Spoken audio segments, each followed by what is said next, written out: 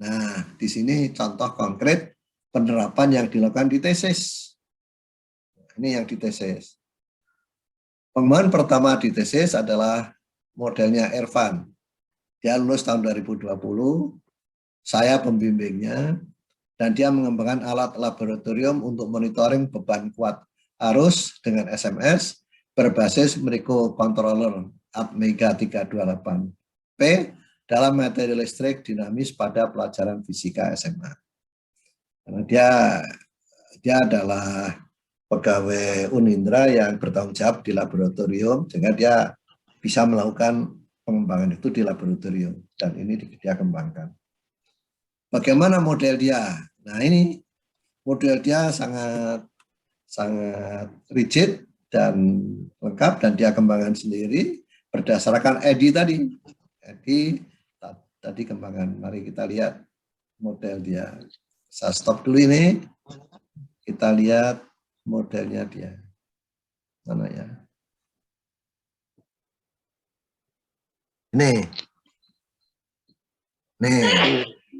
Ini model yang dia tulis dari pertama dia menganalisis dulu dong. Tadi pertama di dalam riset and development harus ada analisis kebutuhan. Dia menganalisis kebutuhan akan alat laboratorium yang untuk praktek tadi. Dia menemukan sudah ada, tetapi ada kelemahannya. Sudah ada alat ini, belum ada sama sekali. Ingat di dalam riset dan development, waktu menganalisis kebutuhan harus dilihat dulu sudah ada belum modelnya. Maka dia browsing dan ketemu alat sudah ada. Cuma alat itu tadi ada kelemahannya, tingkat presisinya rendah. Lalu kemudian dia mendesain yang lebih baik di sini. Ya, mendesain alat tadi, kemudian setelah itu, tapi karena ini alat tadi dipakai untuk praktikum, maka alat saja tidak cukup. Dalam praktikum harus ada buku manualnya. Bagaimana cara menggunakannya. Oleh karena itu saya suruh yang berikutnya setelah desain alat laboratoriumnya dihasilkan, lalu juga mendesain buku manual. Alat itu bagaimana cara memakainya. Jadi kalau alat harus diikuti dengan buku manual dong, cara menggunakannya. Begitu juga kita bisa modul didesain dengan cara menggunakannya. Jadi lebih lengkap kalau ini. Nah, ini alat praktikum di laboratorium diikuti dengan manualnya. Setelah ini dibuat ada dua, jadi dua yang produk yang akan dihasilkan, maka dia minta uji validasi materi. Materinya ini dari kepala prodi, ya. Kemudian dia ahli juga yang ahli di bidang laboratoriumnya, ya. Jadi ada dua orang yang untuk mereview desainnya, ada ahli fisika, ya, pembelajaran fisika, yang kemudian yang manualnya dia minta pada ahli ini Saraswati ini, yang memang biasa dia menjadi dosen yang membantu praktikum di laboratorium di sini. Tuh. Lalu setelah direview oleh ahli tadi, kemudian dia revisi. Dia revisi, lalu dicobakan di sini. Di SMA Cibinong, SMA 4, Negeri 4 Cibinong. Setelah itu, dia revisi lagi dari hasil coba tadi.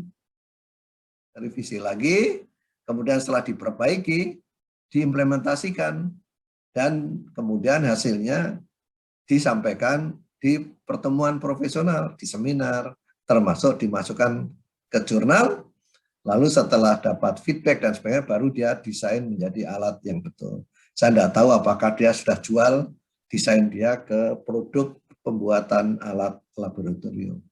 Nah, ini prosesnya yang dia adopsi dari EDI, kemudian dikembangkan seperti itu.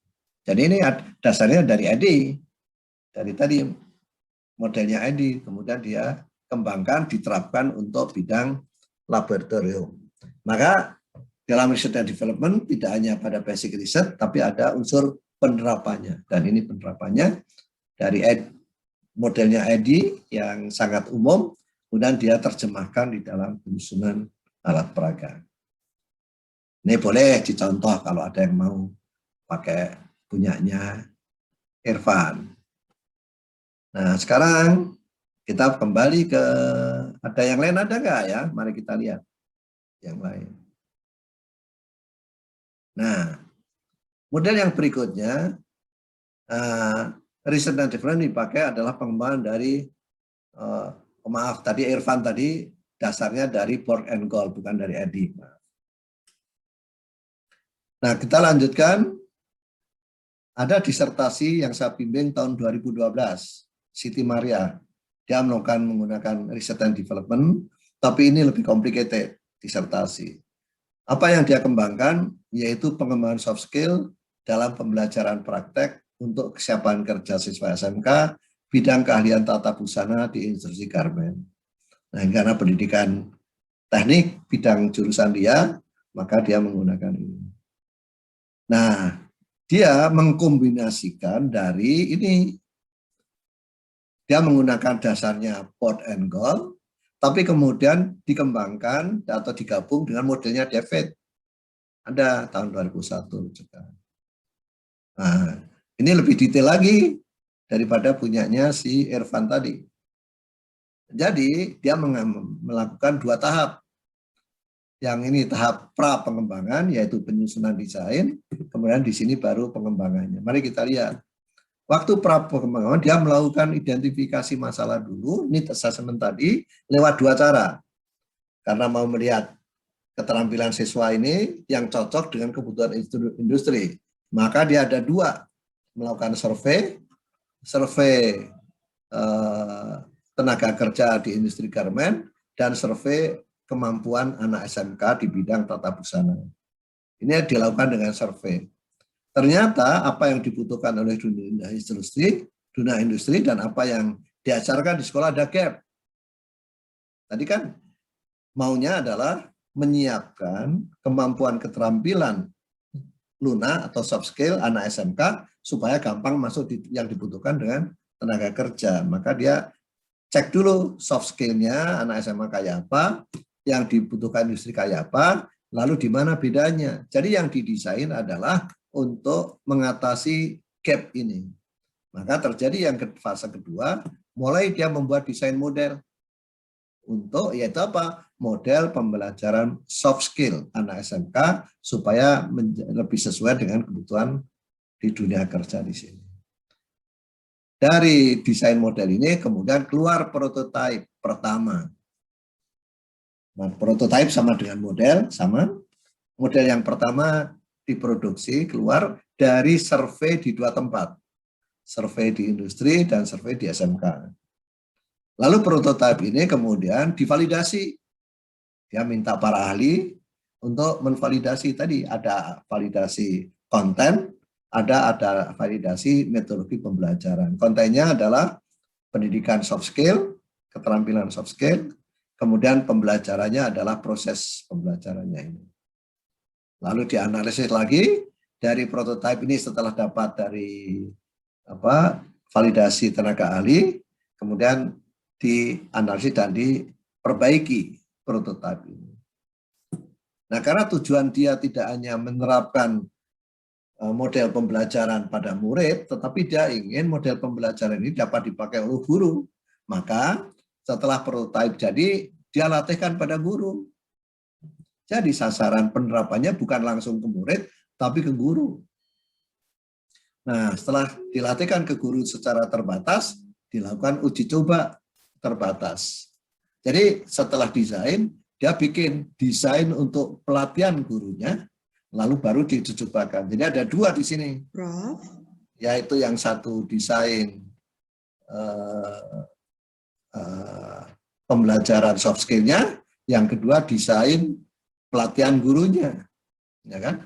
Model pelatihan gurunya, maaf, model pembelajarannya dan model pelatihan gurunya.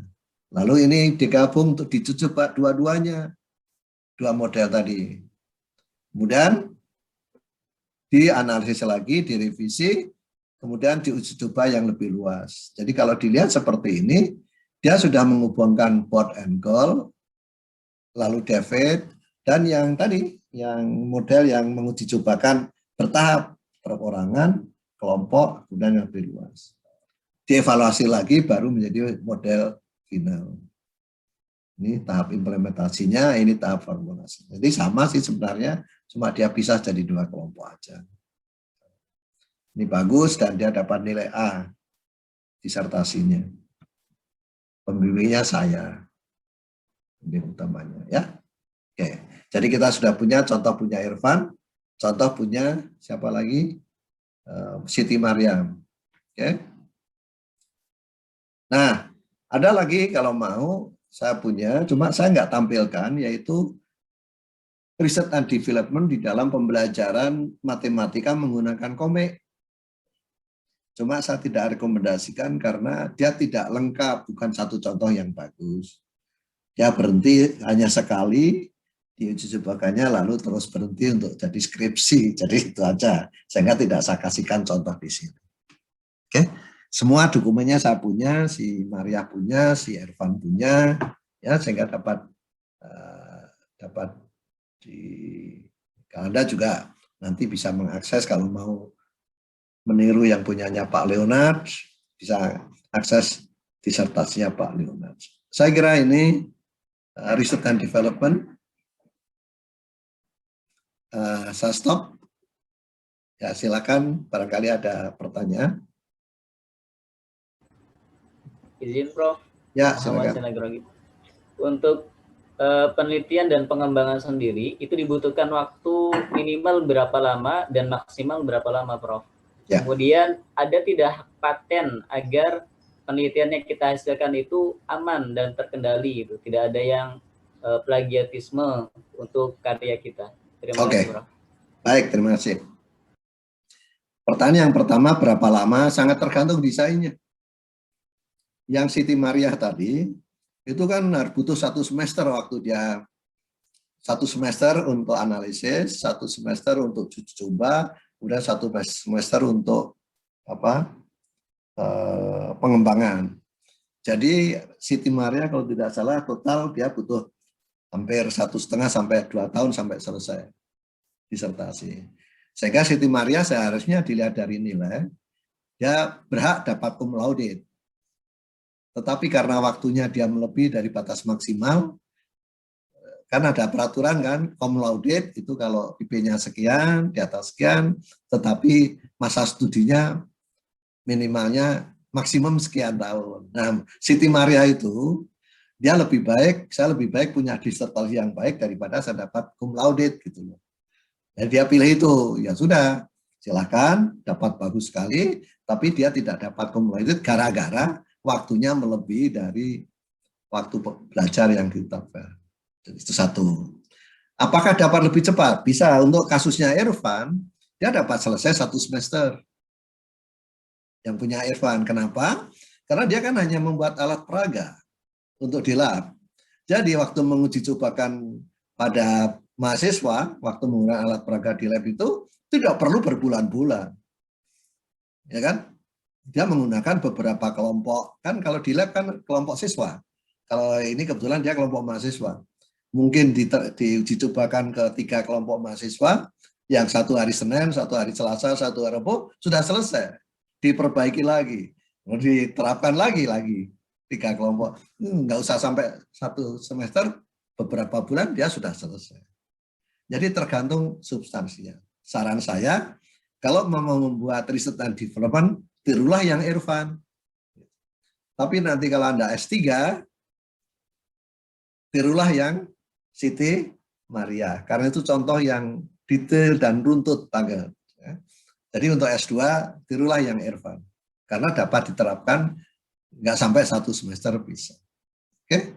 Jadi harus mikir Anda, mana yang dapat diterapkan. Jelas itu? Tidak ada patokan. Patokannya adalah memang dibutuhkan berapa lama untuk materi yang saya riset dan development ini. Tuh. Irfan itu kalau nggak salah tidak sampai 2 bulan sudah selesai itu riset dan development-nya. Yang lama nulisnya dia, nulis tesisnya. Ya pasti sebelum 2 bulan tadi dia butuh beberapa bulan untuk membuat merancang modelnya, model ala Praga tadi, lalu membuat manualnya, dia tetap butuh itu. Tapi implementasinya sendiri dia tidak lebih, nggak sampai berbulan-bulan, hanya mungkin 2 bulan dia selesai, 1 bulan dia selesai, terus dia tuliskan. Oke? Kalau yang mahasiswa saya yang membuat alat peraga, bukan alat peraga sih, pembelajaran pakai komik, jadi dia membuat buku komik untuk mengajarkan matematika, itu butuhnya 1 semester lebih, kalau nggak salah, karena dia sambil punya anak, sambil macam-macam dia, jadi dia kalau nggak salah lebih dari 1 semester. Bukan karena penelitiannya, tapi karena dia punya kesibukan yang lain. Komiknya dikembangkan nggak, Prof? Misalkan ke penerbit gitu. Oh, dia belum. Kemudian di pasar. Oh, belum. Karena kenapa? Kan karena saya belum berani merekomendasikan itu kan karena dia hanya 1 cycle uji cobanya. Iya. Dan untuk tesis oke lah, saya oke. Tapi sebenarnya kalau mau harusnya kan tadi ada uji coba skala kecil, skala kelompok, lalu skala kelas. Sayangnya dia tidak sempat itu karena keburu juga mengurus anak. Oke?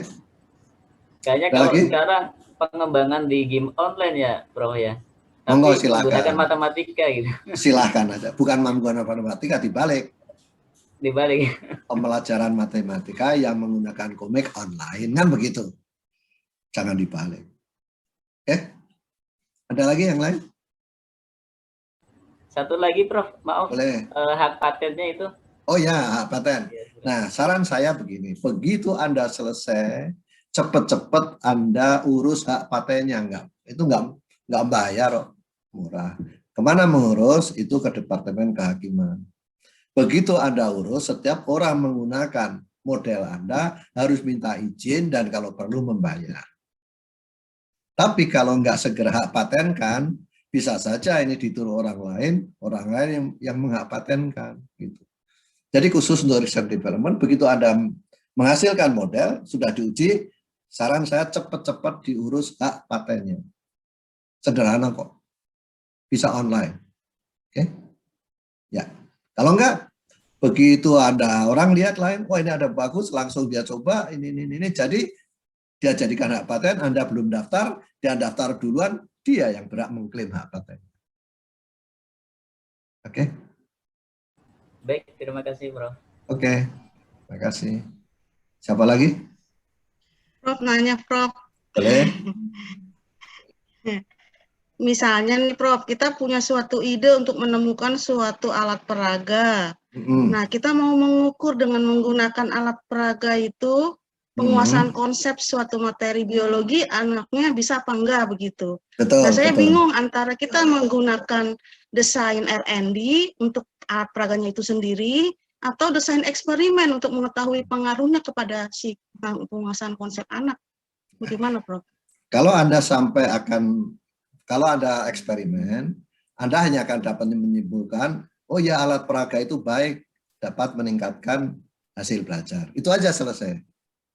Tapi kalau ada desain development, alat peraga nanti itu jadi model.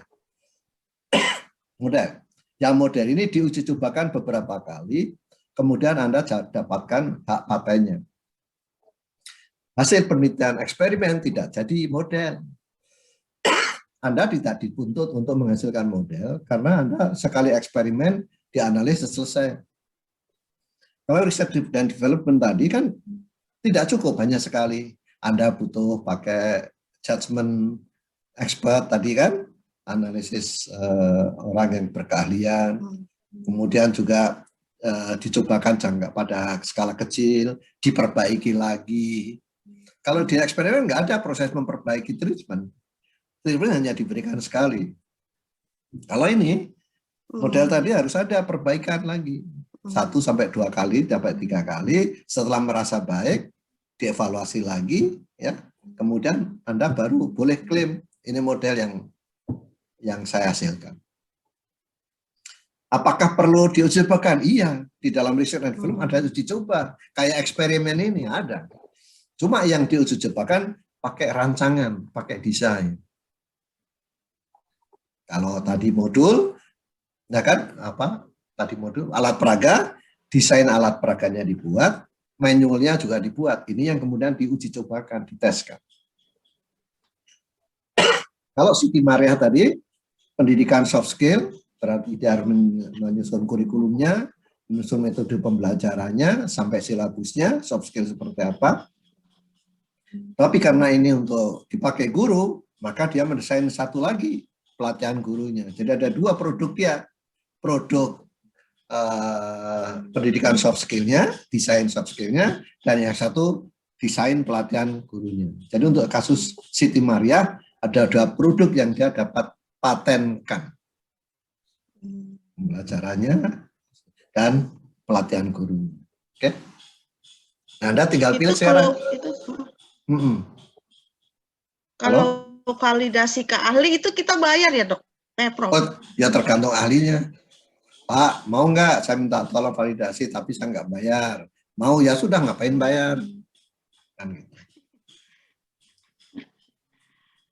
Nah, biasanya tergantung. Ya. Kebetulan kalau saya diminta validasi ya saya berikan dengan suka hati, karena kalau untuk saya niatnya kan saya pakai untuk ibadah. Jadi saya tidak pernah minta bayar. Iya. Tapi niat saya awali bahwa saya memberikan ilmu, karena saya itu bisanya salah satu beribadah adalah dengan memberikan ilmu, dan memberikan ilmu bagian dari hasil ibadah yang di dalam Islam yang saya yakini itu punya nilai, bahkan setelah saya meninggal pun masih memberikan nilai ibadah saya. Maka itu saya niatkan sejak awal. Saya memberikan kuliah, memberikan validasi, mereview bukunya dosen, semua saya niatkan itu. Soal ada yang datang membawa pisang ya saya terima. Itu kan hal yang lain sebagai persahabatan. Jadi, tapi niat awal sudah seperti itu.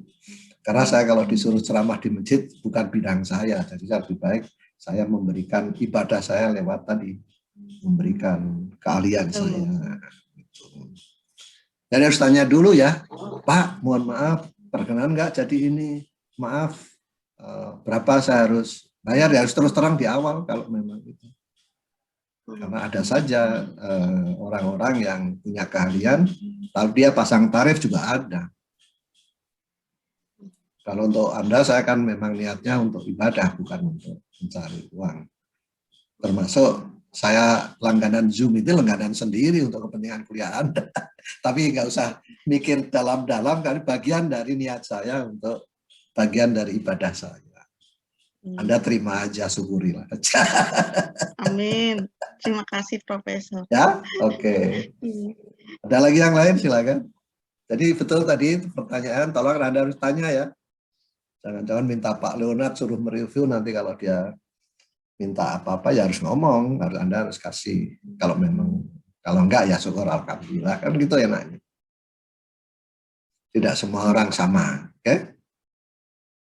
Ada lagi yang lain? Yuk. Nah, saya kasih catatan terakhir. Jadi walaupun dia meminta bayar, tolong Anda juga harus pahami bahwa keahlian itu juga ada harganya. Itu maksud saya ya. Jadi jangan dianggap, oh kok mata duyun banget gitu ya. Enggak, dia untuk jadi pandai, jadi punya ahli, dia juga belajar banyak, punya usaha yang banyak. Jadi itu hal yang wajar. Kalau ada yang minta dalam tanda petik imbal jasa, karena itu kan bagian dari untuk memperolehnya juga tidak gampang keahlian itu. Tapi orang kan masing-masing beda-beda ini cara menyikapi punya keahlian tadi. Oke? Baik. Ada lagi? Terakhir masih ada waktu, satu orang kalau ada.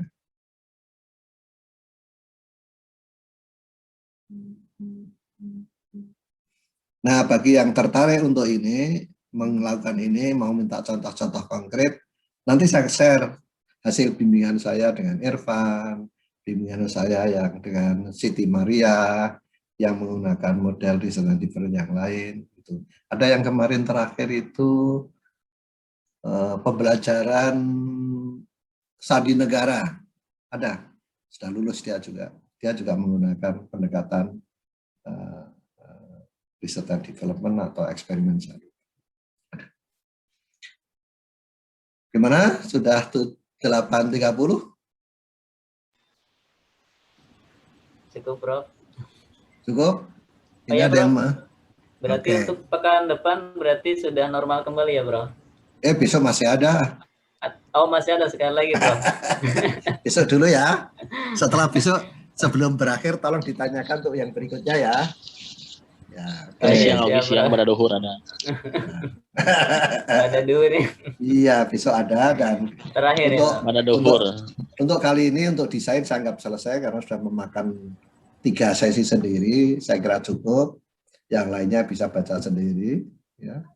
Kalau action research, saya yakin Anda sudah dapat. Cuma mungkin di modul saya itu lebih banyak meluruskan. Jadi action research itu tidak bisa sembarangan. Ada patokannya, ada dasarnya, ada di modul saya. Itu lebih luas, lebih ini. Tapi kalau mungkin ada pertanyaan, boleh besok ditanyakan hal-hal yang di luar yang tiga kali kuliah kita ini. Nah, untuk besok kita sudah masuk tentang populasi dan sampel. Kenapa? Karena saya lihat ada beberapa yang harus diluruskan dengan populasi dan sampel juga. Kemarin juga yang analisis regresi saya meluruskan juga tulisan draft buku dari dosen yang dan ternyata setelah saya luruskan dia baru tahu bahwa banyak beberapa buku statistik di Indonesia ternyata banyak yang menjelaskannya keliru. Untuk lihat sampai saya carikan rujukan yang pas. Baik, saya kira di sini marilah kita tutup dengan berdoa. Sampai ketemu besok kita membahas populasi dan sampel. Berdoa mulai.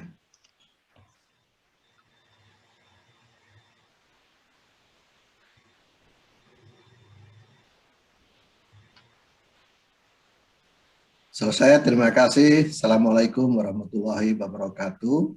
Waalaikumsalam warahmatullahi wabarakatuh. Terima kasih, teman-teman satu A.